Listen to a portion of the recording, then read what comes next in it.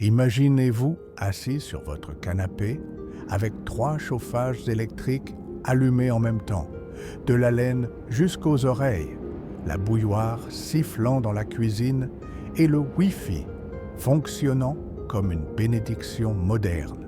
Et pourtant, malgré tout cela, vous râleriez probablement encore contre le froid. On râle toujours.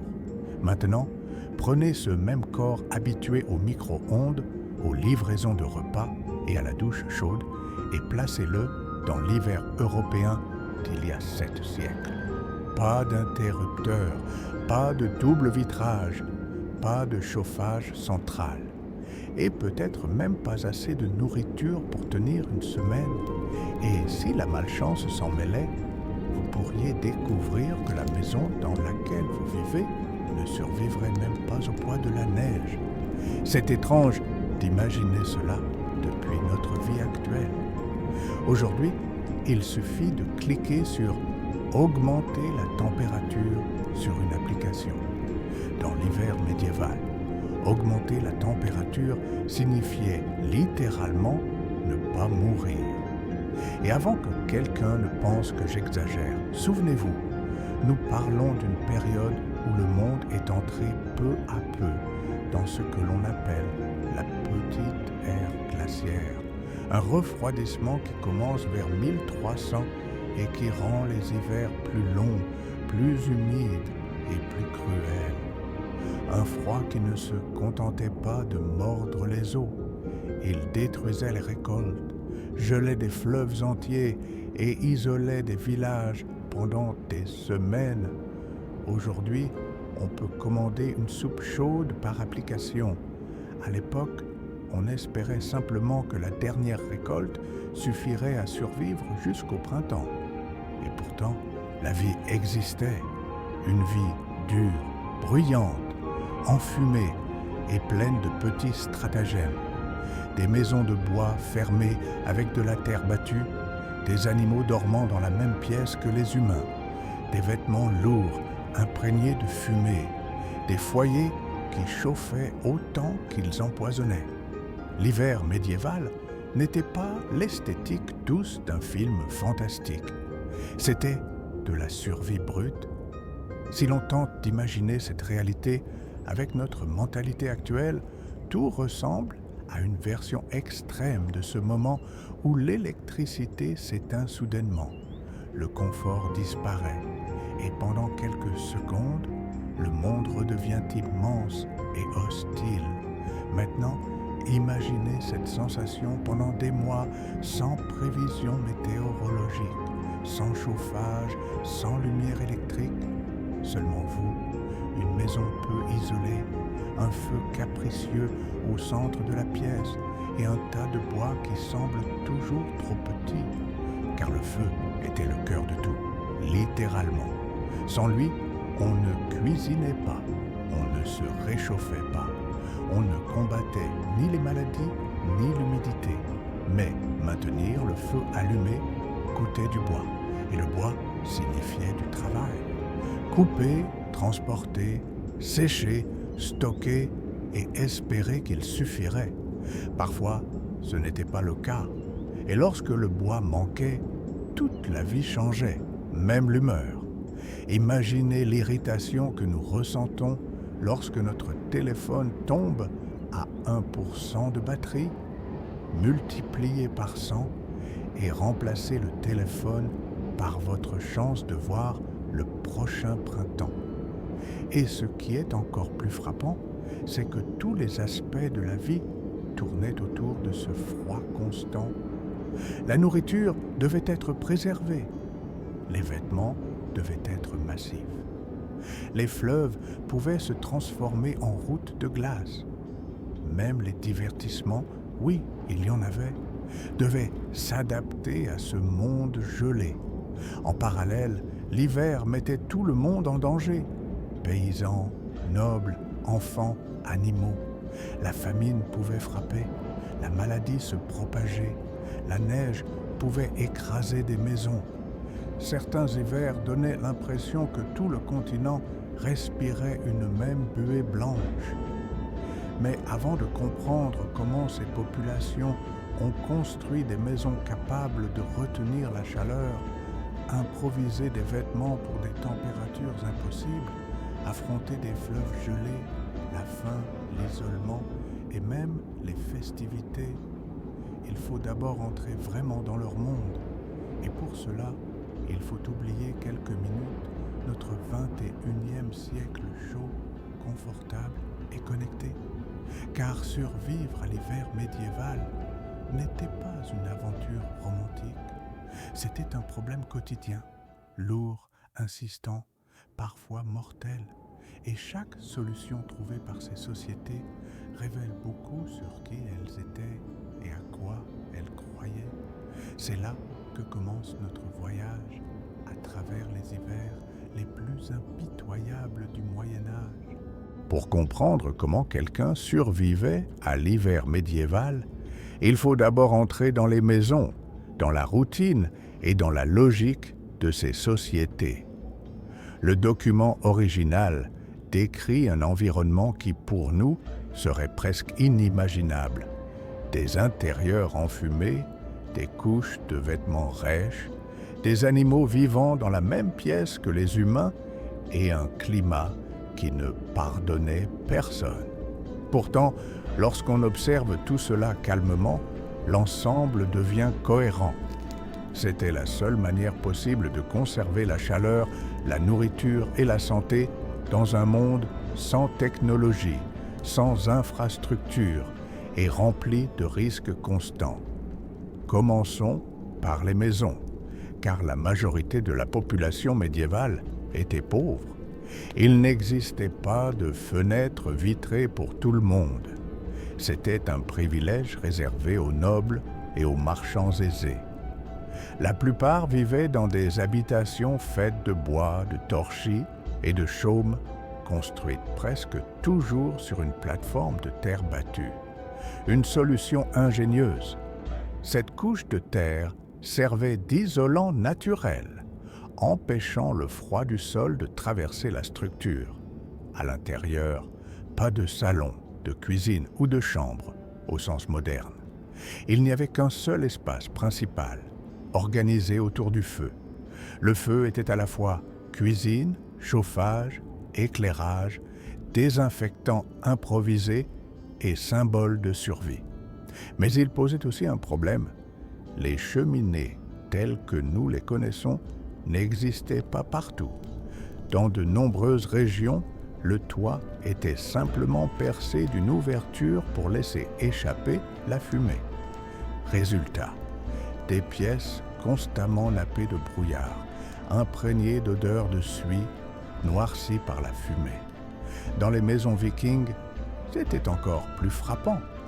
Les longhouses, grandes maisons communautaires, abritaient non seulement des familles, mais aussi des animaux durant les mois les plus froids. Ce n'était pas un caprice, c'était une logique de chauffage. La chaleur corporelle des chèvres, des moutons et même des poules servait à maintenir une température minimale. Pour nous, cette idée semble inconfortable. Pour eux, c'était du bon sens. La promiscuité avec la fumée, les odeurs et les bêtes faisaient partie de la vie. Et il est intéressant d'y penser lorsque l'on voit à quel point nous tenons aujourd'hui au confort thermique. Nous nous plaignons quand la climatisation du centre commercial est trop froide. Au XIVe siècle, le confort signifiait simplement ne pas se réveiller avec une fine couche de givre sur sa couverture. Les vêtements, eux, étaient de véritables armures contre le froid. Pas de fibres synthétiques, pas de vestes imperméables achetées en promotion. La protection venait de la laine, beaucoup de laine, plusieurs couches. Le vêtement de base était rugueux et lourd, fonctionnant comme isolant entre la peau et le reste. Par-dessus, des tuniques, des capes, des manteaux. Les plus riches utilisaient des doublures en fourrure animale. Le document rappelle que tout le monde n'avait pas le droit de porter certaines fourrures. les lois somptuaires interdisaient aux paysans d'utiliser certains matériaux jugés luxueux. Même dans le froid extrême, la hiérarchie sociale persistait. Pendant ce temps, l'alimentation représentait un autre défi colossal. En été et en automne, des familles entières travaillaient sans relâche pour constituer des réserves. La viande était salée, fumée ou séchée. Les légumes étaient déshydratés. Les céréales étaient stockées dans des pots en céramique. Rien ne devait être gaspillé. La moindre erreur pouvait signifier la faim quelques mois plus tard. Dans les régions nordiques, des produits comme le skyr, un fromage épais, devenaient essentiels. Des fruits frais en hiver? Impossible! On ne pouvait compter que sur ce qui avait été préservé. Malgré cela, l'alimentation médiévale surprenait par sa richesse en produits laitiers, beurre, fromage, yaourt, essentiels pour fournir les calories nécessaires dans un froid aussi rude. L'eau demandait également de l'attention. La plupart des gens vivaient près de rivières ou de sources, mais lorsque tout gelait, il fallait faire fondre de la neige. Pas la solution la plus savoureuse, mais elle permettait de survivre. Et puis, il y avait le climat, l'ennemi principal. Des fleuves entiers gelaient.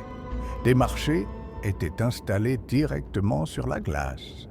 Lors de certains hivers, des maisons s'effondraient sous le poids de la neige, comme l'ont rapporté des villes de France et d'Italie. À certains moments, des régions entières étaient isolées pendant des semaines, incapables de recevoir de la nourriture ou de communiquer avec les villages voisins. En Italie, la neige bloquait des rues pendant des jours. À Mayence, le fleuve resta gelé pendant 70 jours d'affilée. Ce genre d'événement n'était pas seulement inconfortable, il était dangereux. Les températures extrêmes favorisaient la propagation des maladies, forçaient les gens à s'entasser dans des pièces fermées et détruisaient les récoltes. La grande famine de 1315 à 1317 est l'exemple le plus dramatique. Pluies incessantes, récoltes perdues, animaux mourant de maladies, migration massive et même épisodes de cannibalisme dictés par le désespoir. Pour ceux qui vivaient cela, l'impression générale était que l'hiver avait gagné. Et pourtant, malgré la dureté, la vie sociale persistait. Jeux de société, récits autour du feu, travaux manuels et même sports d'hiver, patinage rudimentaire, batailles de neige, animaient les longues nuits. Parmi les Vikings, les batailles de neige servaient même d'entraînement pour les jeunes. Voici donc le véritable monde de l'hiver médiéval. Des maisons enfumées, des vêtements lourds, de la nourriture contrôlée au grain près, des fleuves gelés et une lutte quotidienne contre un climat impitoyable. Un monde où chaque détail, du vêtement au sommeil, devait être soigneusement pensé pour tenir jusqu'au printemps. Lorsque nous observons l'hiver médiéval de près, nous comprenons qu'il ne s'agissait pas simplement d'une saison de l'année, mais d'un antagoniste, un ennemi récurrent, prévisible et en même temps imprévisible. Il façonnait l'architecture, la nourriture, les rituels, les vêtements, l'humeur collective et même la politique. Et ce qui rend ce thème si fascinant, c'est que, bien que tous sachent que le froid finirait par arriver, personne n'avait la moindre garantie d'en ressortir vivant.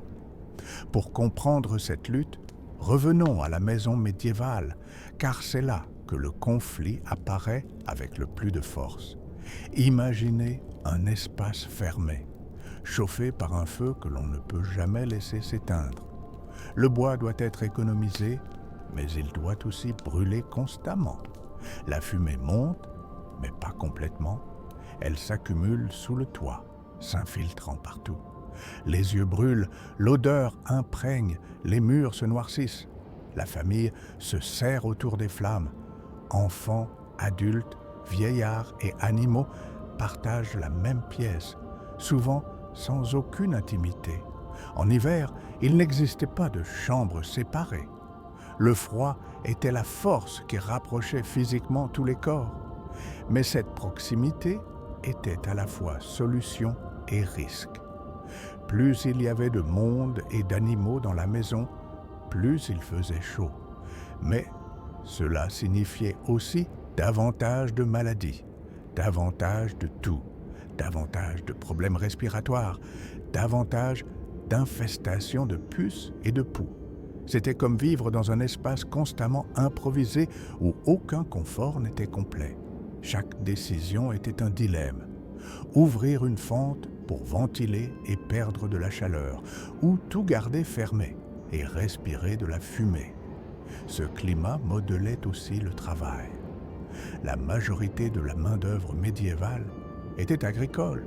Or, en hiver, presque rien ne poussait, la terre durcissait, l'humidité détruisait les pousses et le travail des champs était très limité.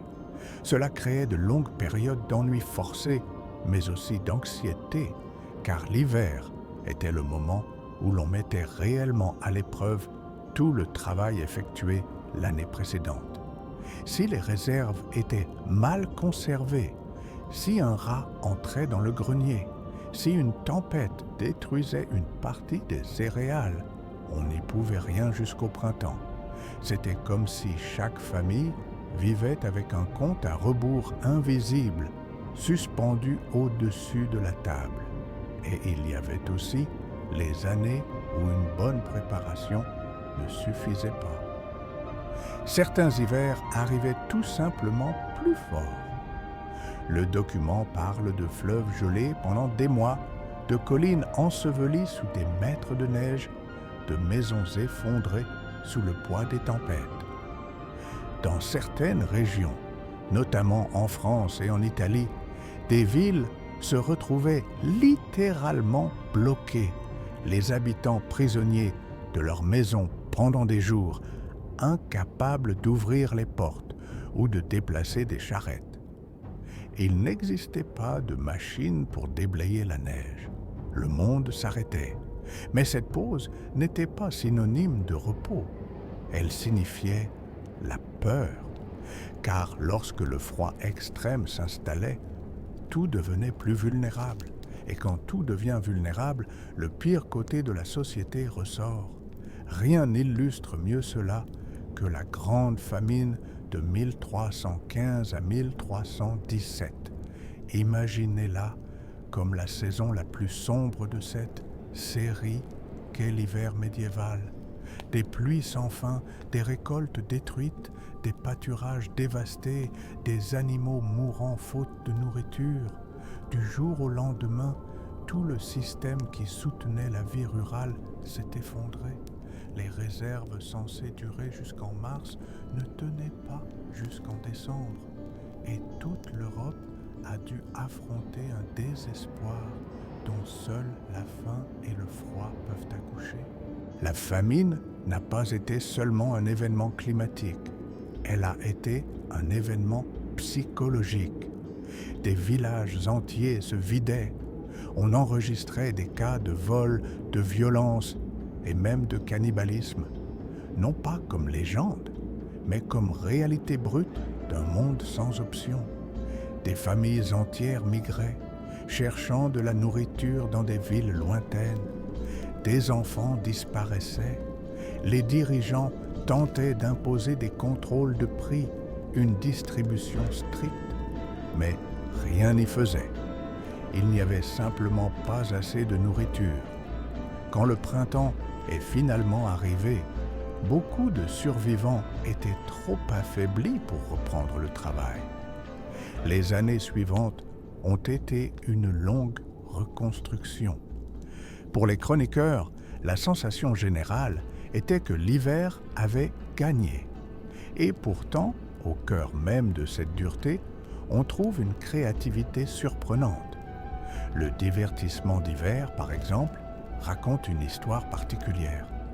Sans lumière électrique, la nuit tombait tôt et l'obscurité était totale. Malgré cela, les activités sociales ne manquaient pas. On jouait aux échecs, aux dés, au tric-trac. On racontait des histoires. C'était une forme de transmission culturelle, mais aussi un moyen de maintenir l'esprit éveillé. La roue à filer et les travaux manuels occupaient les mains pendant que l'esprit se distrayait par la parole ou l'imagination. Et la neige, paradoxalement, créait des opportunités de jeu. Dans certaines communautés, surtout parmi les Vikings, les batailles de neige servaient d'entraînement physique. Enfants et jeunes y participaient avec une vigueur qui ferait sourire tout professeur de sport. En Europe, des patins primitifs, des os ou des morceaux de bois attachés aux pieds permettaient de glisser sur les lacs gelés. Leur simplicité n'enlevait rien à l'enthousiasme. Du côté de la noblesse, l'hiver créait un autre rythme. Les fêtes étaient plus rares, les châteaux étaient froids, sombres, humides, mais elles existaient encore, surtout pour les grandes célébrations religieuses. Le vin chaud aux épices circulait. De grandes tables étaient dressées avec des viandes conservées, des pains denses, du beurre épais.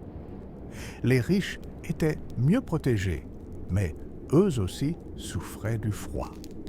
Même les rois tremblaient pendant les sermons interminables dans des églises glaciales, tenant à la main de petits chauffages métalliques remplis de braise, comme le décrit le document. C'était un monde où même la royauté réalisait que le froid ne faisait pas de vraie distinction. Il existait également un savoir médical, parfois approximatif, qui tentait d'expliquer comment le corps devait se comporter en hiver. Le Secretum Secretorum, par exemple, recommandait des aliments chauds, des viandes grasses et du vin rouge pour lutter contre la léthargie. C'était une tentative de donner de l'ordre au chaos climatique. Un rituel face à l'imprévisible. Mais malgré la culture, la foi et les divertissements, la vérité demeure. L'hiver médiéval était une épreuve constante de préparation, d'ingéniosité et de résistance. Et peut-être la part la plus intense de ce conflit tient-elle au fait que la stabilité entière de la société dépendait de cette bataille annuelle. Un hiver modéré signifiait un bon printemps, du commerce, des voyages, de la vie. Un hiver cruel signifiait destruction, famine, effondrement. C'est cette incertitude constante qui a façonné le caractère des sociétés médiévales. Elles vivaient dans une relation de respect et de peur envers la nature, parce qu'elles savaient que ce n'était pas elles qui décidaient du cours des saisons, c'était l'hiver. Et comprendre cette lutte, c'est comprendre ce que signifiait réellement survivre à l'hiver dans ce monde. Ce n'était pas juste affronter le froid, c'était affronter le temps, le hasard, la maladie, la faim, la solitude, l'obscurité. C'était vivre avec la conscience que tout pouvait basculer du jour au lendemain.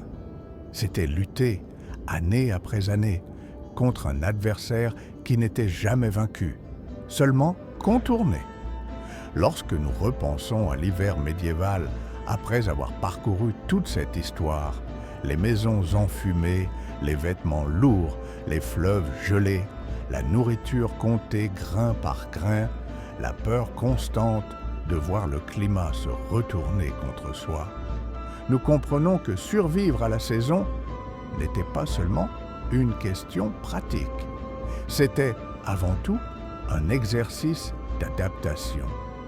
La vie médiévale se pliait au froid, s'y ajustait, répondait à ce que la nature imposait par de l'ingéniosité, de la résignation et, parfois, un humour discret. C'est curieux comme, aujourd'hui, l'hiver ressemble davantage à une ambiance qu'à une menace. Nous parlons de faire une pause, regarder une série, rester sous la couverture, comme si le froid était une invitation bienveillante au repos.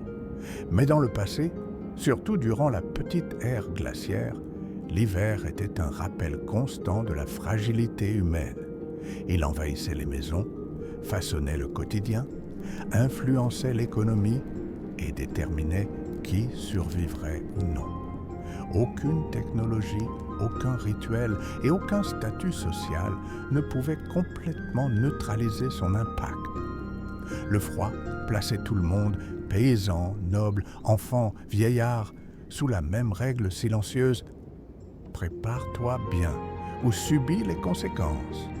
Et malgré cela, il subsistait une forme de beauté rude dans cette manière de vivre.